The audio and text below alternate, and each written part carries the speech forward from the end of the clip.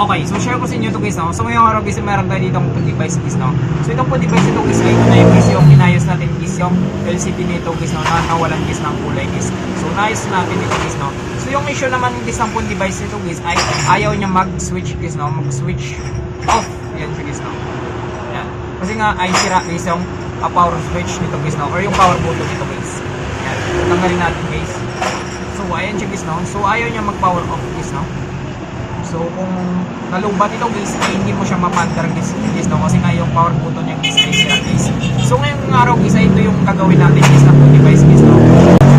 I-repair natin yung guys yung power button nito guys. Yan. So para ma-repair natin guys, una natin gagawin ay bubuksan natin guys yung unit nito guys, no?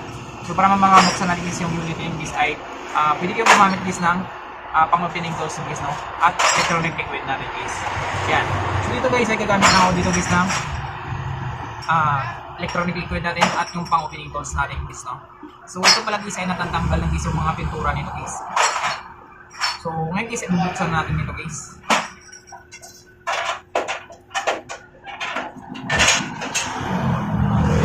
So ayan siya guys, no? So madali na lang siya buksan guys kasi nga konti lang guys yung nilagay natin guys na adhesive glue dito guys. Yan. So buksan natin yan. So ito guys ang loob niya guys, no? So ang gagawin natin dito guys ay tanggalin natin guys lahat guys ng mga bolts dito guys. So kulang na tayo guys ng mga bolts dito guys, no? May sama pa? Wala sama. Ay, wala daw So sama. dito guys wala na dito. May isa lang. So dito guys yung tanggalin natin yung mga bolts dito. Grabe, oh. Ang pangalan nito, Bitso. Magkano? Kailangan na naman, Lord. Kailangan na.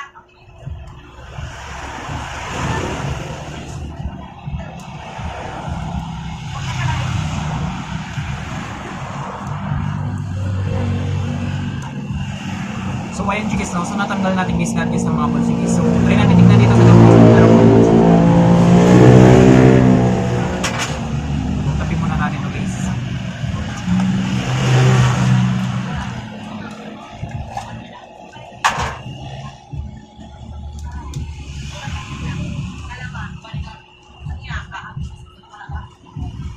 So ayan guys, no? So natanggal natin guys.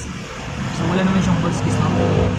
So direct na tayo guys, tanggalin natin guys yung cover nito guys, yung middle cover nito guys. So bago natin tanggalin guys ay kailangan natin tanggalin guys yung SIM tray nito guys. So tanggalin natin muna itong SIM tray nito. So kulang na kasi ito guys ng mga bolts guys, no? So ayan guys, no? So tanggalin na natin yung SIM tray nito. So natin dito guys ay bubuksan natin dito guys. So sa pagbukas dito guys, pwede kang gumamit guys ng pang-opening tools guys, no? So sa akin guys ay kukulang guys yung gagamitin ko dito guys.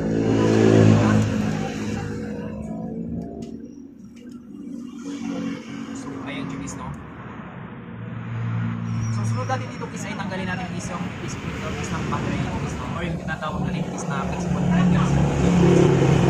Yan. At tanggalin na rin natin guys yung may disconnector guys ng LCD nito guys, no? Yan. At yung charging nito guys. Yan. So kung makikita nyo dito guys sa power button niya guys ay sira na talaga siya guys, no? Yan. So palalitan na talaga siya guys. So hindi na siya nagbabounce guys, no? So natanggal lang guys yung tray nito. So dito guys ay okay pa naman guys, no? So tanggalin na natin ito guys, pati yung antenna na ito kasi tatanggalin na rin natin guys yung power legs nito guys, no? Yan. So tanggalin natin guys, meron pa dito bolts guys, no?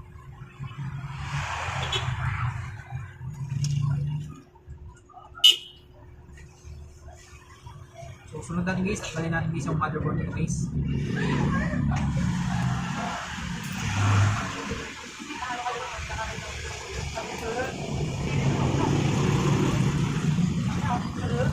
Tanggalin natin guys yung disconnector guys ng camera niya. So sunod natin dito guys ay kailangan natin tanggalin dito guys yung power flex nito guys. I-repair kasi natin ito guys. Labang ka.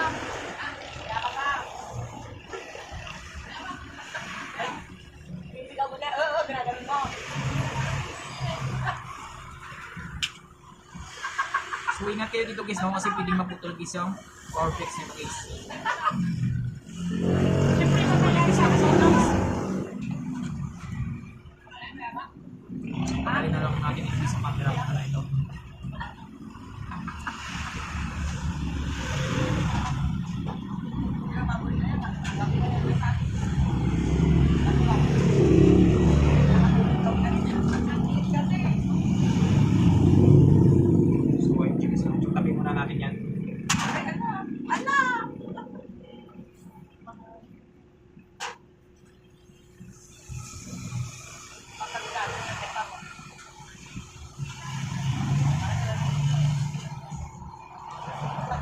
kayo dito guys no, kasi pwedeng maputol ito guys.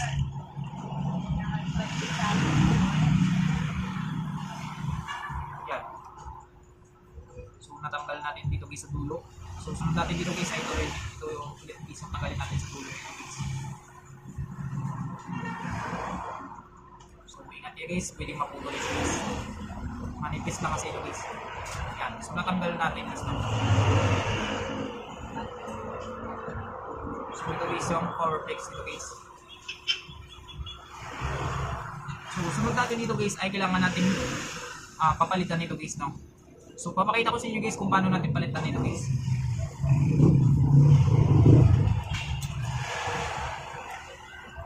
So kailangan natin dito guys ng flux natin guys no, at soldering iron natin guys. So saksak na natin guys yung soldering iron natin. So painitin lang natin. Yan.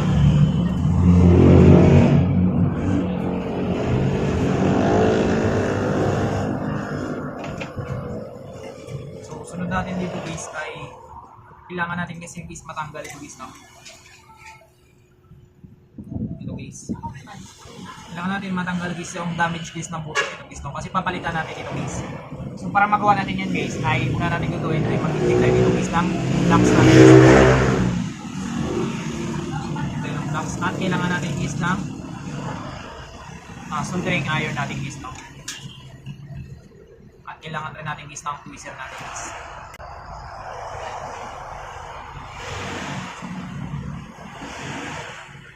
At kailangan natin dito guys ng lead natin guys no.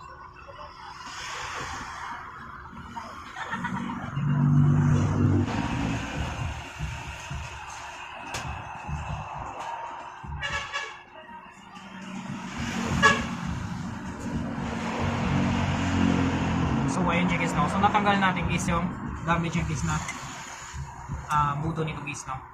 So sunod natin guys ay linisin natin to. So mag-apply tayo guys ng electronic liquid natin guys. So linisin natin to. So ayan yung guys no. So kung makita nyo guys ay apat yan guys no. Apat yan guys na pen guys. Or yung apat na pads dito guys. So ang gagawin natin dito guys ay kailangan natin dito guys gagamitan guys ng analog tester guys no or digital tester natin guys. So sa ngayon guys yung gagamitin natin dito guys ay analog tester guys no.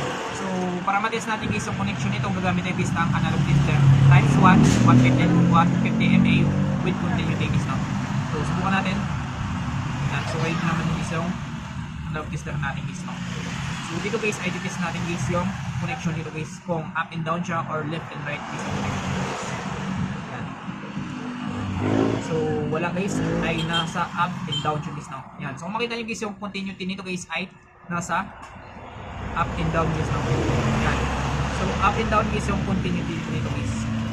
Yan. So kailangan natin guys ng guys no. So kung wala ako dito guys ang replacement natin guys.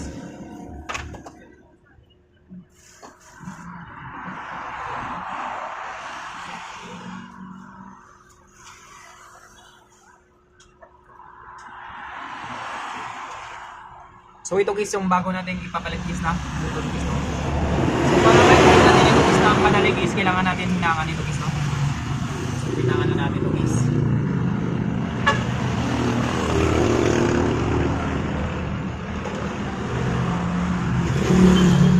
Ilagyan natin flux guys no.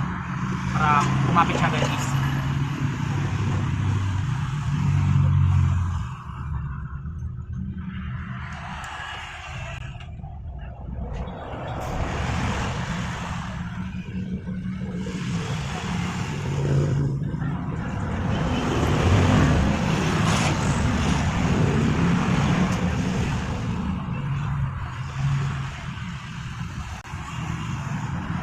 So ngayon guys na nalagyan na natin guys ng LED guys yung apat yung guys na pala. So tatalan na natin.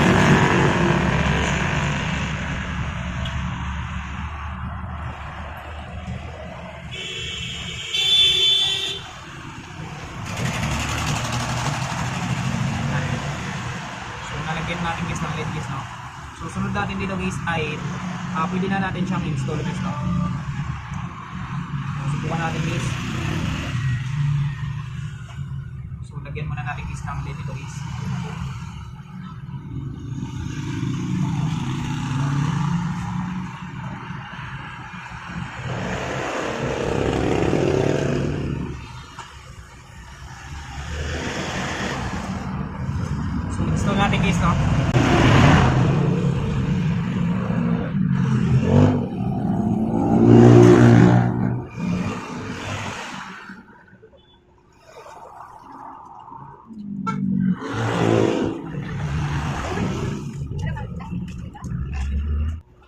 So tanggalin muna natin. Yan. So linangin natin yung guys. So ayun guys, no? So nainang natin dito guys yung dalawa. So sa kabila naman guys, inangin natin yung dalawa guys.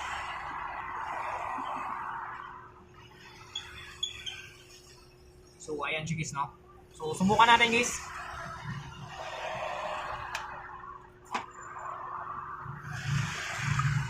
So linisin muna natin guys.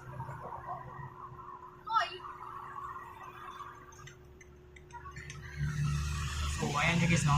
So ito na guys yung na-install natin guys na bago guys na buto niya guys, no? Or yung power buto nito guys. Yan. So ngayon guys ay subukan natin, balik natin guys sa unit niya kapag gagana siya guys, no? So sana guys ay gumana siya guys, no? Para isahang gawa lang tayo guys.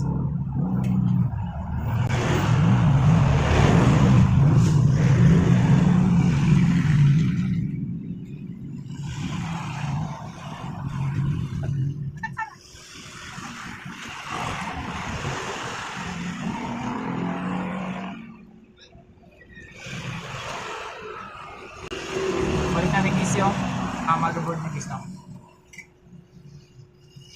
So subukan natin guys kapag gagana guys yung gawa natin guys, no?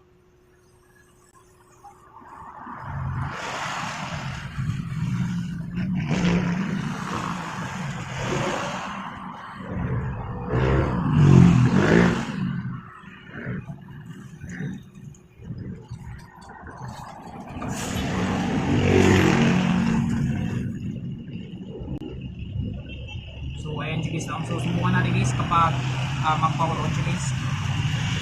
So ito na guys yung bagong buto niya guys, no?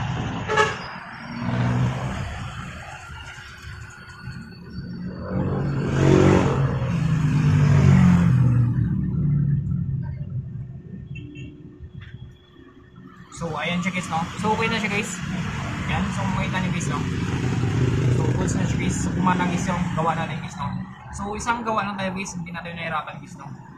Yan. So ito na guys yung bagong power button niya guys, no? Ayos na ito siya guys. Yan. So subukan natin guys, no? Papuntahin lang natin guys sa menu niya. Subukan natin guys kapag maging working siya guys, no?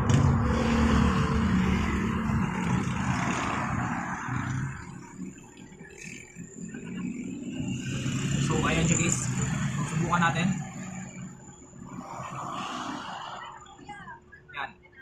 So open natin. Yan. Off. Yan. So okay na siya guys, no? So kahit pa paano guys ay nagawa natin guys ng paraan guys, no? Yan. So okay siya guys. Yan. So ganun guys, no, kung paano natin install guys yung buto nito guys na bago guys kapag nasira guys yung buto nito guys. Yan. So I hope guys na makatulong sa inyo itong video tutorial natin. Sa mga bago lang sa ating channel guys, no? Huwag na kalimutan guys, click guys ang subscribe at yung notification bell button para ma-update ko kayo guys sa susunod natin guys na video tutorial. Thank you guys and God bless sa lahat.